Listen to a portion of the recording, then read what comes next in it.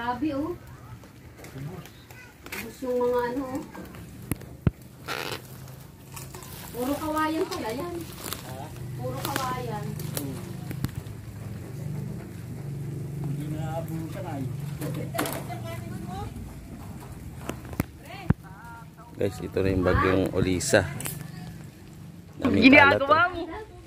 Nabot daw ng tubig yung kapin. Oo, naglilinis nga ako dito. Buti hindi nagiba. Kaya lang ano yung mga breast ba ganyan. Naputol. Ang breast. Kaya kailangan ay matukudan ulit. Kasi baka pag bukang ulit, baka bumigay na siya. Waswas talaga eh.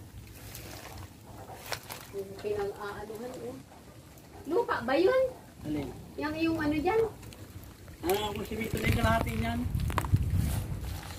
Sa ano? Hindi lang natapos.